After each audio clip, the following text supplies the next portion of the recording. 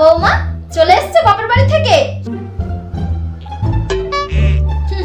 সেই যে গেছো বাপের বাড়ি, না কোনো ফোন না কোনো কিচ্ছু, কোনো খোঁজ খবর নেওয়ার কথা তো ছেড়েই দিয়েছো।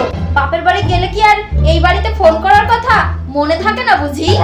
একটা কথা কান খুলে শুনে নাও বৌমা, এরপর যখন ছেলের সঙ্গে কাজে চলে যাবে প্রত্যেক রবিবার নিয়ম করে এখানে ফোন আসা চাই, বলে দিলাম।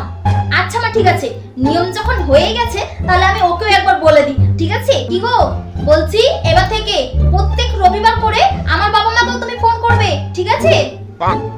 আমার ছেলে কেন তো শ্বশুরবাড়ি ফোন করবে? কেন মা, নিয়ম যখন হবে দুজনেরই হবে তাই না? কিন্তু আমার ছেলে কি কথা বলবে ও শ্বশুর শাশুড়ির সঙ্গে?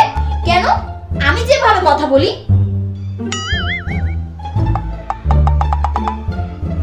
নিয়ম যখন হয়েছে তখন দুজনেরই হবে তাই না?